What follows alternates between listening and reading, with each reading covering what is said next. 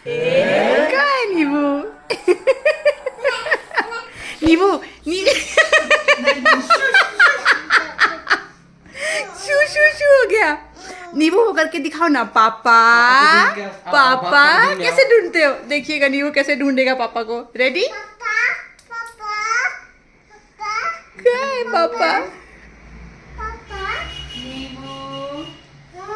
अरे अरे अरे यही भाग गया उल्टा तुमको ढूंढते ढूंढते। क्या है पापा?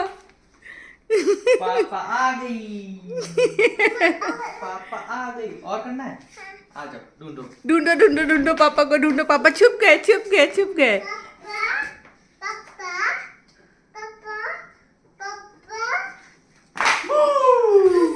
ये कैसा ढूंढने वाला है? खुद ही भाग जाता है। आओ आओ आओ। और आ जाओ आ जाओ। गुड मॉर्निंग, कैसे हैं आप लोग? आई नो आप लोगों को एक शिकायत है मुझसे कि व्लॉग्स जो है वो इरेगुलर हो गए हैं। पहले की बात देखिए बिल्कुल अलग थी। पहले ना अगर 2-3 चीजें भी मुझे साथ में करनी है ना तो मैं कर लेती थी। साथ में व्लॉग भी हो गया, अपना काम भी हो गया, कहीं और दिमाग लगाया हुआ है तो वो भी चल रहा है साथ में। अब ऐसा नहीं हो पाता। पता है अब ऐसा है कि आधा मेंटल लोड तो नींव की तरफ है तो वो तो ऑक्यूपाई हो गया। बचा हुआ जो आधा है उसमें अपने काम भी देखने हैं, चीजें भी देखनी है। तो उसका अगर उस आधे का मेजर चंक अगर किसी एक काम में लगा हुआ है ना तो फिर साथ में बाकी चीजें नहीं हो पा रही है मुझसे। कर सकती हूँ अगर चाहूं तो, पर बहुत थकान हो जाएगी सोच के मैं फिर छोड़ देती हूँ कि ठीक है अभी एक जो कर रहे करते हैं। इस चक्कर में मेरा व्लॉग्स फिर से इरेगुलर हो गया है। पर बहुत चीजें चल रही होती हैं तो ऐसा हो जाता है। मेंटली मतलब फिजिकली कुछ चल नहीं रहा है तो घर पे ही, पर दिमाग ऐसी ऐसी जगह दौड़ रहा है, चीजें चल रही है कि उस वजह से ऐसा हो जा रहा है। तो मैं ट्राई पूरी कर रही हूँ कि एटलीस्ट 2 व्लॉग तो दे दूं हफ्ते का, अगर 3 नहीं भी हो पा रहा है फॉर सम रीजन कुछ टाइम के लिए। देखते हैं। पर मुझे बहुत सारे आप लोग क्या आए कि सुना व्लॉग क्यों नहीं आता, व्लॉग क्यों नहीं आता। मैंने ट्राई किया इसलिए कि कुछ शॉर्ट्स बीच में डाल दूं ताकि आप लोग नींव को देख सके, है ना, एक देखना हो जाए। पर मैं पूरी कोशिश करूंगी कि व्लॉग जो आते हैं हफ्ते के 3 वो आए। चलिए नाश्ता किया जाए। नाश्ता में आज है पोहा। ये मैंने आज कुक से ही बनवा लिया है। तो मेरी जो एक्चुअल वाली कुक है ना, जो छुट्टी पे गई हुई थी, वो वापस आ चुकी है। तो आज मैंने उसको बोला कि नाश्ता में पोहा तू ही बना दे, क्योंकि जिस टाइम पे आई है उस टाइम पे नाश्ता भी बन ही सकता है। तो ये हो गया पोहा। इधर राइस दाल सब्जी अपना सब कुछ रेडी है। मीनवाइल यहाँ पे चाय भी बन रहा है। अंगद को एक्चुअली आज ऑफिस जाना है तो नाश्ता करके ऑफिस जाएगा।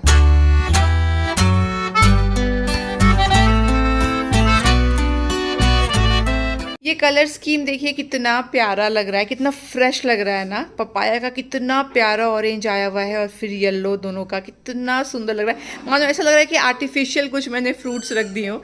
जब से मैंने कल रखा है ना इनको, मेरा ध्यान बार बार ये कलर स्कीम खींच रहा है। बहुत प्यारा लग रहा है ये। आज का जो मौसम है ना, ऐसा लग रहा है मानिए हम लोग टेलीपोर्ट होकर सीधा नवम्बर में आ गए। हवा तो आप देख ही सकते हो, झंडे से कितनी हवा चल रही, एक जरा भी धूप नहीं है देखो। और इतनी ठंड है ना, सच में लग रहा है जैसे हिल स्टेशन में है। आई एम श्योर कि जो लोग हाई राइज से देख रहे होंगे ना, उनको बादल भी बहुत नीचे फ्लोट करते हुए दिख रहे होंगे। हमें तो नहीं पता चलता, पर बहुत ठंड है। बहुत अच्छा मौसम बोलेंगे इसको। बिल्कुल भी धूप नहीं है अभी। अच्छा लगता है ऐसा भी 2-3 दिन, पर फिर धूप तो भाई चाहिए होती है। फिर लगातार ना आए तो अच्छा नहीं लगता। मैंने क्या पहना है देखिए, बाहर ठंड है पर उतनी भी नहीं है कि इतनी लग रही है कि आपको नीचे भी कवर करने की जरूरत है, पर इतनी भी कम ठंड नहीं है कि ऊपर कुछ ना डाले और स्लीवलेस पहन के घूम सकते हैं। तो देखिए शॉर्ट वाला नाइटी डाल लिया है, नीचे चलता है। ऊपर ठंड मुझे ज्यादा लगती है तो ऊपर में बस एक श्रग डाल लिया है। ऐसा आपके साथ में होता है क्या कि नीचे चल जाता है पर ऊपर एक जैकेट पतला चाहिए वरना ठंड लगेगी बहुत ज्यादा? मेरे साथ तो होता है। पर ये दिखने में भी अच्छा लगता है। देखो आप, ये दोनों साथ में अगर पैरअप करें तो ऐसा लग रहा है मानो बाहर जाने के लिए मैं रेडी हुई हूँ, पर है एक्चुअली सिंपल सा नाइटी एंड श्रग। पिछली बार व्लॉग में मैंने आपको दिखाया था ना, नीव के लिए बहुत सारे नए कपड़े लिए थे। मतलब एक तरीके से आप कह सकते हो वार्डरोब रिफ्रेश ही उसका हो गया। बहुत सारे ये सब नए नए हैं और कुछ ही हैं जो पहले वाले, क्योंकि सब छोटे छोटे से हो गए थे। और देखिए अभी तक मेरा काम ना इन्हीं बास्केट्स में चल जा रहा है। इसी चेस्ट ऑफ ड्रॉर में नीव के कपड़े अभी भी अट जा रहे हैं। देखिए 2 साल का लगभग नीव होने को आया और कोई दिक्कत नहीं आ रही है। तो मुझे लगता है 1 साल और मैं खींच सकती हूँ कि मैं 1 साल और इन्हीं को यूज करूँ और कोई भी वार्डरोब वगैरह नीव के लिए खाली ना करूँ। मेरा काम लगता है चल जाएगा। दिक्कत क्या आती है पता है? बैंगलोर में एक ही दिक्कत है। देखिए ये स्वेटर्स भी जो आप देख रहे हो ना, हाफ स्वेटर्स हैं, फुल स्वेटर्स है, ये भी पूरे साल आपको रखने ही है इंतजाम करके। ऐसा नहीं कर सकते कि इसको पैक कर दिया। अगर स्वेटर्स को पैक कर देंगे तो कुछ जगह बच जाएगी, पर वो यहाँ आप नहीं कर सकते हो। कभी भी स्वेटर पहनना पड़ सकता है। इस वजह से क्या है कि स्वेटर्स भी आपको रखने हैं रेडी, आपको फुल स्लीव्स का कुछ टी शर्ट्स भी रेडी रखना है। किसी दिन गर्मी पड़ रही है तो आपको हाफ भी रेडी रखना है। हाफ पैंट भी है, फुल पैंट भी भी है, तो मतलब बच्चे के बहुत सारे कपड़े आपको रेडी रखने ही रखने हैं, वो जगह ज़्यादा लेता है। कुछ कपड़े डेफिनेटली मुझे यहाँ पे रखने पड़ते हैं अंगद के वार्डरोब में, उसमें हैंगर्स के साथ में नीव के, जैसे कि ये सब जो भी है ना ये बाहर पहन के जाने वाले हैं। तो ये देखिए पैंट्स हो गए, इसमें भी फुल स्लीव्स के कपड़े जो भी हैं, फिर स्वेट शर्ट्स हैं, कुछ इसमें जैकेट्स हैं, तो ये मैं ऐसे एक तरफ में रखती हूँ। तो कितने 7-8 हैंगर बस यूज़ होते हैं। ये ना ये सारे हैंगर्स भी जो है ये फर्स्ट क्राई से फ्री में आते हैं कपड़ों के साथ, वही वाला यूज़ कर लेती हूँ।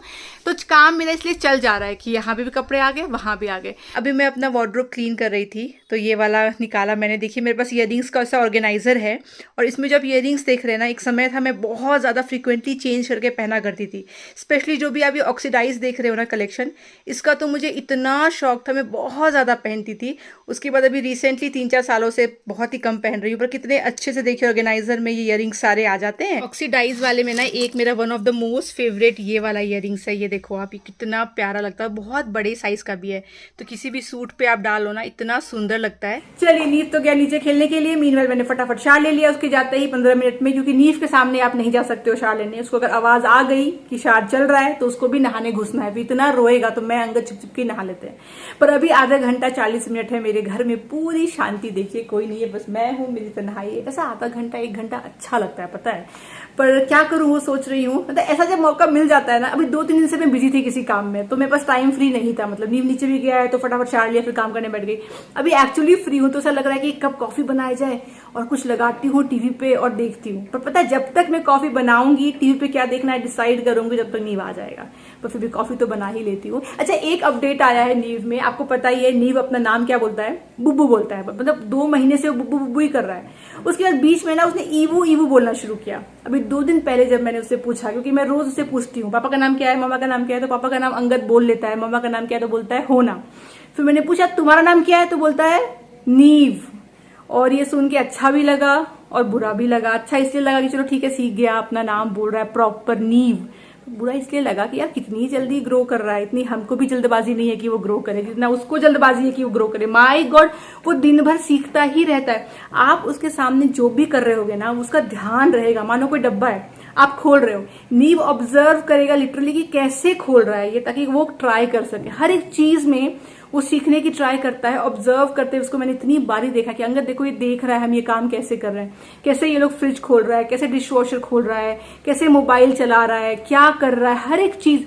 मेन डोर कैसे खोलते हैं उसको पता है। ऑब्वियसली उसका हाइट वहां तक नहीं जाता है, पर आप उसको गोदी लोगे ना तो वो इशारा करेगा और वो घुमा लेता है। मतलब मैंने कहा अंगद कितना उसने ऑब्जर्व किया होगा, इतना छोटा बच्चा, कि हम कैसे मेन डोर खोलते हैं, वो उसको घुमा लेता है। 3-4 ट्राई लगता है, घुमा लेता है वो। पिछले व्लॉग में नीव का ये वाला टॉय दिखाया था मैंने आपको, इसके लिए ना बहुत लोगों ने लिंक मांगा था, तो मैं इस वाले व्लॉग के डिस्क्रिप्शन बॉक्स में इसका लिंक आपको दे दूंगी। बहुत ही अच्छा है ये इंगेज करने के लिए बच्चों को।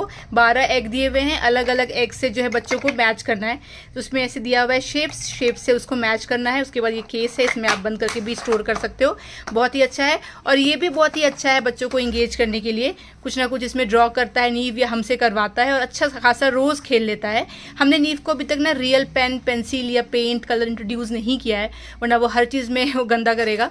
पर ये एक अच्छा तरीका है, तो ये भी सही है। और एक और चीज़ नया एडिशन हुआ है नीव के टॉय सेट में, वो है डायनासोर वाले ये कार्स। ये भी बहुत इंटरेस्टिंग है। अगर आपके बच्चे को डायनासोर में प्लस कार्स में इंटरेस्ट है ना, तो देखिए डायनासोर विथ व्हील्स है ये, और काफ़ी अच्छी क्वालिटी है, तो बहुत खेलता है इससे, रेस लगाएगा, क्योंकि दोनों उसके पसंद के हो गए। आपको पता ही डायनासोर का कितना क्रेज़ है नीव को, और कार का भी है, तो दोनों मिला करके ना ये बहुत रियलिस्टिक बनाया भी है, क्वालिटी भी सुपर्ब है। मैं इसका भी आपको लिंक दे दूंगी। ये एब्सोल्यूट फेवरेट हो गया है फिलहाल नीव का। और एग में ही एक ये वाला भी एग का टॉय है, स्टैकेबल टॉय है। बेसिकली इसमें एग के अंदर में बहुत सारे एग हैं, तो बच्चे को क्या करना है ना, एक के ऊपर एक एग को बंद करना है, तो उनसे चलता है पता बच्चों को कि साइज को कैसे कैसे करना है एक दूसरे में। लास्ट में ये मुर्गी निकलती है, तो आपको ये सारा खोल देना है और फिर बच्चे को बोलना है कि इसको स्टैक करो, तो वो अपना दिमाग लगाएंगे कि पहले कौन सा आएगा फिर कौन सा आएगा, तो ये इसमें डालना है, फिर उसके बाद में ऑरेंज वाले में डालना है, ऐसे करके स्टैक हो जाएगा ये। तो ये भी अच्छा है सीखने के लिए भी और टाइम पास के लिए भी।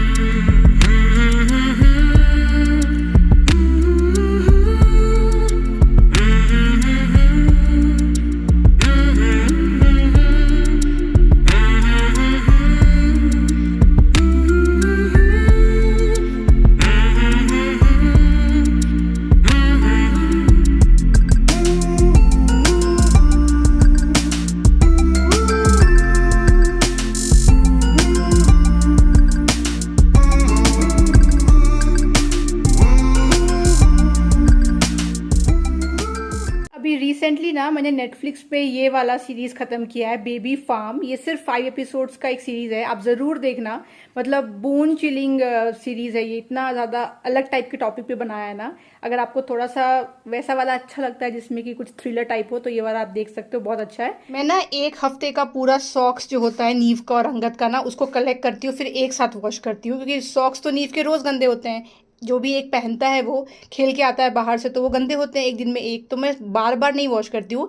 ये वाला बैग मेरे पास है, इसमें इकट्ठा करती रहती हूँ। अंगद भी ऑफिस जाता है तो अंगद का भी सॉक्स हो गया, ये सारा बाकी सब आप देखो तो नीव के ही हैं। इतने सारे 1 वीक में गंदे होते हैं, कई बार दिन में 2 बार भी चेंज करना पड़ता है। तो एक साथ भाई वॉश कर देती हूँ, वरना रोज रोज कौन भी सॉक्स वॉश करे। अभी फिलहाल मैंने एक साइकिल जो है वो कल रात को चलाया था और ये ड्राई भी हो गया है, तो रात को चलाया, रात भर में ड्राई भी हो गया। सुबह जरूरी नहीं कि फटाफट में निकाल लिया जाए, तो अब जाकर के एक ये पूरा निकालूंगी। ये पूरा क्लीन साइकिल है, उसके बाद में ये पूरा क्लीन करना पड़ता है। आप देख रहे हो जब भी आप ड्राई साइकिल चलाओगे ना, तो इस तरीके के रेशे कपड़े से निकलते हैं। यहाँ पे भी है और आप देखो यहाँ पे भी कितने सारे रेशे हैं, ये क्लीन करना पड़ेगा आपको। तो मैं हर 2-3 साइकिल के बाद एक बार क्लीन कर देती हूँ। ये देखिए ऐसे करके लिया एक कपड़ा, इसको हल्का सा गीला किया और इससे आप आराम से पोंछ सकते हो। सिर्फ ड्राई से पोंछने से ये नहीं निकलते हैं, तो हल्का सा गीला करके ही वाइप करना रहता है। तो वही है, 5 मिनट का काम है, आप समझ लो आपको हफ्ते में 2 बार तो ये करना ही पड़ेगा। पर ये ड्राई साइकिल की वजह से होता है। सिर्फ अगर वॉश कर रहे हो आप तो इतने रेशे नहीं निकलते हैं, पर क्योंकि ड्राई करने के लिए गर्म हवा जाता है ना अंदर, तो ज़्यादा निकलते हैं। देखो इस तरीके से आपको क्लीन करना है। अगर आप क्लीन नहीं करोगे इसको टाइमली, तो आपका ये साइकिल जो है, मशीन का जो हेल्थ है वो धीरे धीरे खराब हो जाएगा, तो दिक्कत आएगी। तो यहाँ भी ऐसे वाइप करना है। उसके बाद मेरे वाले मशीन में, क्योंकि यहाँ पे एक ऑप्शन है ना, ये आप ओपन कर सकते हो मिड साइकिल, तो देखो यहाँ पे भी उतने ही ये जम जाती है, तो इसको भी क्लीन करना है। रबर उठा उठा के भी करना रहता है। आज नीव खुश हो जाएगा क्योंकि नीव के लिए कुछ मैंने ऑर्डर किया था एंड डिलीवर अभी जस्ट हुआ है। अभी नीव शार ले रहा है, खेल करके आ गया, शार लेके निकलेगा, फिर उसको दिखाऊंगी। पहले मैं आपको दिखा देती हूँ क्या मंगवाया था। टन टन, ये देखिए, कुछ गेस कर पा रहे हो ये क्या हो रहा है? सिर्फ अगर मैं इतना दिखाऊं तो, एनी आइडिया ये क्या है? पॉज करके कमेंट करिए कि ये क्या है इतना स्केरी सा। नीव के साथ खेल खेल के ना, देखिए मैं आपसे भी वैसे ही बातें कर रही हूँ, वो बच्चे के साथ ना ऐसे बात करते करते आदत हो जाती है। चलिए दिखा देती हूँ क्या है। तो बेसिकली ये एक छोटू सा क्यूट सा बैग है। क्यूट सा है वो तो शायद नहीं बोल सकते, स्केरी सा है बोल सकते हैं। और ये बैग है जो नीव अभी टांग सकता है। तो क्या नीव स्कूल जाने वाला है और उसकी तैयारी कर रहे हैं हम लोग? नहीं, स्कूल के लिए नहीं कर रहे। एक्चुअली हम लोग अब कहीं भी बाहर जाएंगे ना, जैसे कहीं भी गए घूमने के लिए, तो मैं सोच रही हूँ कि नीव को अब ये एक बैग दे दूंगी। इसमें जो उसके डायनासोर्स वगैरह, एनिमल्स वगैरह है ना, वो कहीं भी लेके ट्रैवल करने का उसको मतलब अच्छा लगता है, कहीं भी जाए हम लोग। तो अब इसी में वो खुद ही डाल लेगा एनिमल्स और खुद ही इस बैग को टांग लेगा, तो क्यूट भी लगेगा। एंड क्योंकि इसमें डायनासोर ही बना हुआ है एक्चुअली, तो नीव का तो फेवरेट है, आपको पता ही है। अंदर में अगर देखिए स्पेस कितना है, तो देखिए इतना स्पेस है। यहाँ पे भी वो अपने एनिमल टॉयज वगैरह रख सकता है, इधर भी कुछ रख सकता है। और क्योंकि ये हार्ड कवर वाला सरफेस है ना, ये देखो, तो इसका जो शेप है बेसिकली वो इंटैक्ट रहता है। वो तुम्हारे लिए गिफ्ट आया है। हाँ, जल्दी से नहा लो, कपड़े पहन लो, फिर मम्मा गिफ्ट दिखाएगी, ठीक है? नाई नाई हो गया? एनिमल्स नाई नाई करवा दिया? ठीक है, जल्दी नहा के आओ, फिर बहुत सुंदर गिफ्ट आया है। जल्दी करो जल्दी करो जल्दी करो। अरे छोटा बेबी बन गया नीबू, देखिए छोटा बेबी की तरह नीबू कवर हो गया। वाह, नीबू ये पहन रहा है, इसमें है Mickey mouse, uncle Scrooge and Goofy. देखना है गिफ्ट? पहले बोलो 1 2 3। 1 2 3। नीबू का बैग, ये देखो नैनसीटा बैग है। इसमें क्या बना हुआ है पता है? डायनासोर है ये। डायनासोर के आईज है, I think is getting scared. Eyes हैं, टिथ हैं और टंग भी है। वाह, इसको टांग सकते हैं पीछे। एंड ये नैनसीटा है, इसके आईज हैं, टंग है और टिथ हैं, और ये ओपन हो जाता है। फिर हम इसमें डाल देंगे डायनासोर और नीबू इसको टांग लेगा, फिर घूम ही जाएंगे। डालना है इसमें डायनासोर? अब मम्मा डाल देगी। रन रन रन, जल्दी आओ जल्दी आओ, रन रन। पहले डर रहा था, अब समझ गया। आज व्लॉग एंड करने से पहले ना एक इम्पॉर्टेंट टॉपिक पे बात करना चाहूंगी। तो जो लोग एस्ट्रोलॉजी पे मानते हैं वो ये सेगमेंट तो देखे ही, पर जो नहीं मानते हैं, आज मैं उनको स्पेशली रिक्वेस्ट करूंगी कि ये वाला सेगमेंट देख लो। जब भी मैं बात करती हूँ अकल्ट साइंस के बारे में, वास्तु, एस्ट्रोलॉजी, तो मैं ये डिस्क्लेमर देती हूँ कि जिनको ट्रस्ट नहीं है वो स्किप कर सकते हैं ये पार्ट। पर आज देखिए मैं उल्टा बोल रही हूँ, मैं बोल रही हूँ जिनको ट्रस्ट नहीं है वो तो जरूर ही देख ले। थोड़ा सा 5-10 मिनट मुझे आप दे दीजिए। तो अभी कुछ टाइम पहले की बात है कि मुझे एक मेरी फॉलोअर ने इंस्टाग्राम पे मैसेज किया, डीएम किया और एक रील फॉरवर्ड किया जिसमें कि कोई रीलर थे, वो कह रहे थे कि एस्ट्रोलॉजी जो है वो फेक है, बेकार चीज होती है। तो वो मुझे बोल रहे हैं शोना इस पे आप बात क्यों नहीं करते हो। पहले भी मुझे कुछ लोगों ने किसी यूट्यूबर के बारे में बोला था कि ये कह रहे हैं कि एस्ट्रोलॉजी जो है स्कैम है, शोना आप इस पे बात क्यों नहीं करते। तो मैंने एक बार बात करी थी और मैंने ये साफ कहा था कि एस्ट्रोलॉजी एज ए सब्जेक्ट बिल्कुल सही है, पर विद्यार्थी गलत हो सकते हैं। मतलब एस्ट्रोलॉजी बिल्कुल बैंग ऑन करेक्ट है, पर एस्ट्रोलॉजर्स आपको खराब जरूर मिल सकते हैं।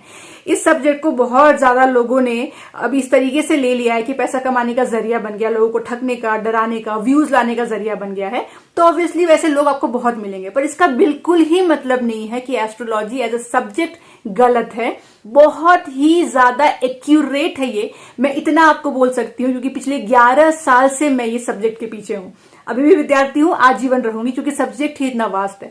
11 साल से अकल्ट साइंस में हूँ, मैं वास्तु प्रैक्टिस करती हूँ, मैं एस्ट्रोलॉजी पे काम करती हूँ। तो मेरी जो क्रेडिबिलिटी है डेफिनेटली उन यूट्यूबर से और उन रीलर से ज्यादा है जो व्यूज के लिए इस पे वीडियो बनाते हैं, जिनकी रिसर्च टीम ने बस कुछ एक आर्टिकल्स लाके दे दिए, कुछ एक वीडियोज लाके दे दिए, उन्होंने उस पर बात कर ली। उनकी कोई क्रेडिबिलिटी नहीं है एक्चुअली सब्जेक्ट पे बात करने की। उन्होंने बस रिसर्च कर लिया है, कहीं कहीं से इकट्ठा कर लिया इन्फॉर्मेशन।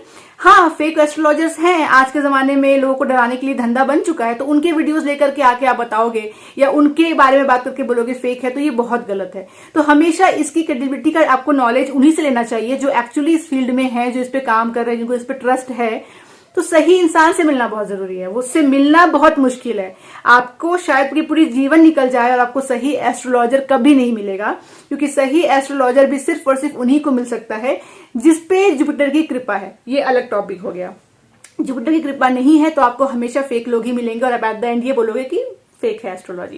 खैर छोड़ी, तो मैं सबूत के साथ बात करती हूँ।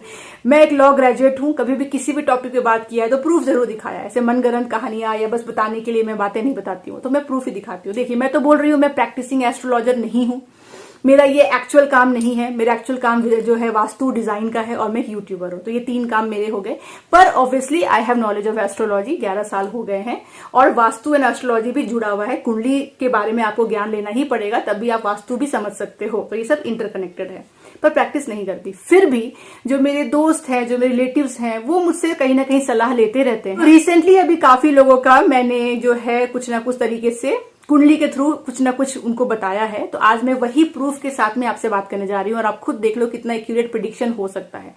तो सबसे पहले कोई है जिनको जो जॉब ढूंढ रहे थे, उनको जॉब स्विच करना था और वो परेशान थे। तो उन्होंने मुझसे कंसल्ट किया कि मुझे जॉब कब मिल सकता है, क्या आप बता सकते हो। तो आप यहाँ पे स्क्रीनशॉट देख लो। मैंने उनको जून महीना का, जुलाई महीने का, अगस्त का, आगे का मतलब महीने का मैंने उनको तारीख लिटरली बता दिया था कि इस फेज में अगर आप कोई भी इंटरव्यू देते हो तो आपके लिए ये बहुत ऑस्पिशियस टाइम है और लगने का पूरा योग है। और इसके दौरान में ही कुछ ऐसा होगा जिससे उनकी जॉब लगेगी। मैंने उनको फोन पे बता दिया था, डेट्स मैंने व्हाट्सएप कर दिया था, फोन पे बोल दिया था कि हो सकता है इस दौरान में आपकी लग जाए, ये आप गारंटी मान के चलो। पर एक और मैंने उनको बोल दिया था कि पर जो मन लायक जॉब है वो आपको फेब 2026 के बाद ही मिलेगा। अभी मिल जाएगा पर कहीं ना कहीं कुछ कमी रहेगी, पे में हो सकती है, या आपको वो कंपनी उतनी पसंद नहीं है, ऐसा कुछ होगा, पर लगने का पूरा योग है। तो मैंने उनको बता दिया। उसके बाद उनकी जॉब लग गई और उसका भी प्रूफ आप पढ़ सकते हो। आप पॉज करके पढ़ लो ये वाला चैट। तो मैंने 2 चैट लगाया 2 लोगों का। एक मैं उनके बारे में किसी और से बात कर रही थी जो उनके ही मतलब एकदम करीबी थे, और एक उनसे खुद से बात कर रही थी जिनका मैंने देखा।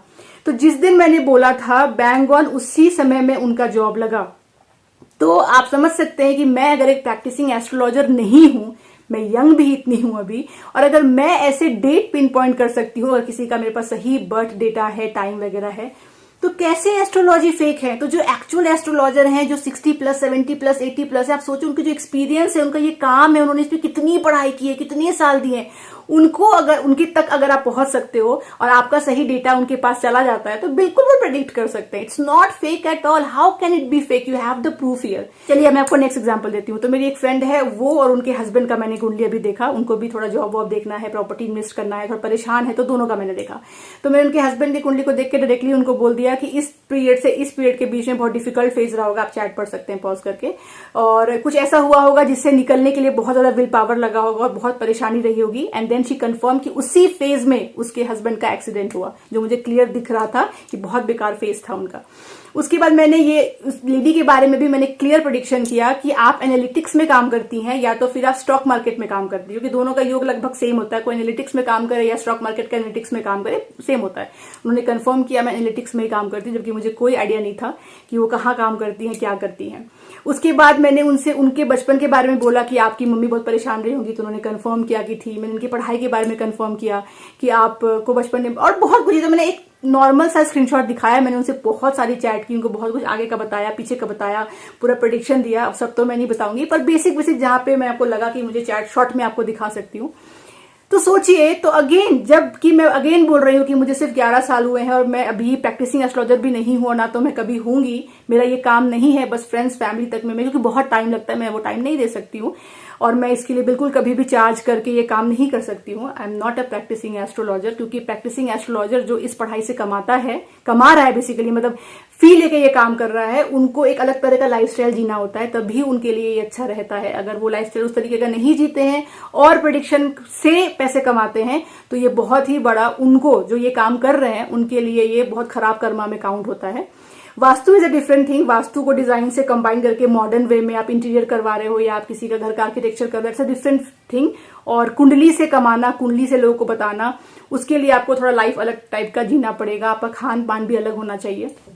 तो वो मेरा जॉनर नहीं है, इसलिए जब लोग मुझे यूट्यूब में बोलते हैं मैं डेट ऑफ बर्थ या आप मुझे प्रेडिक्शन करोगे, मैं नहीं कर सकती हूँ। मैं क्यों करूंगी, मैं क्यों उतना बहुत समय लगता है। ऐसा नहीं है कि मैगजीन थोड़ी खोला पढ़ लिया, बहुत कैलकुलेशंस करके आपको उसको एक चार्ट से नहीं होता। D1 चार्ट, D9 चार्ट, उसकी महादशा, उसकी अंतरदशा, अभी उसकी कौन कौन सी प्रत्यंतर दशा चल रही है, सूक्ष्म दशा कौन सी चल रही है, फिर जाके डेट निकलता है कि इस डेट में आपको जॉब लगेगी, इस डेट में आप घर ले सकते हो। तो बहुत ज्यादा स्टडी करना होता है ना, आई डोंट डू दैट। पर मेरा ये है आपको बताने का पूरा ये कि प्लीज आप ऐसे जज मत करो रील और किसी भी यूट्यूबर का वीडियो देख करके। दे हैव नो नॉलेज, उन्होंने बस रिसर्च करके कहीं से क्लिप्स उठा के वीडियो बना दिया। They have not experienced it. Everybody can not experience this science. इसके लिए ब्लेसिंग्स ऑफ जुपिटर चाहिए, तभी आप सीख भी सकते हो, तभी भी आप इस वाली विद्या से कुछ गेन भी कर सकते हो। मतलब आपको एस्ट्रोलॉजर भी फेक ही मिलता रहेगा अगर राहु के प्रभाव में आप हैं। अगर आपका जुपिटर जो है वो कमजोर है तो आपको उल्टा गलत एस्ट्रोलॉजर्स मिलेंगे। And yes, this is true that astrology is not fake, it is 100% accurate science, but there are lots of fake astrologers around. वो हर सब्जेक्ट में होता है ना, जैसे कि मेडिकल साइंस सही है पर हर डॉक्टर सही नहीं है ना। लॉ की पढ़ाई करने के बाद भी हर लॉयर सही नहीं है, तो हर जगह होता है। वैसे यहाँ पे कुछ ज्यादा हो गया है, I agree, but that doesn't means कि ये गलत साइंस है और कोई वीडियो बना के बोलता है astrology is fake. No, then they should write recent times में एस्ट्रोलॉजर्स आर फेक, वो हम मान सकते हैं भैया। एस्ट्रोलॉजी इज नॉट फेक, और प्रूफ के साथ में मैंने आपको बताया। ऑन दिस नोट मैं आज का ब्लॉग यहीं तक रखती हूँ, मिलती हूँ आपसे अगली बार। तब तक आप लोग अपना ख्याल रखिए और मेरे वीडियोस को देखते रहिए। Bye bye.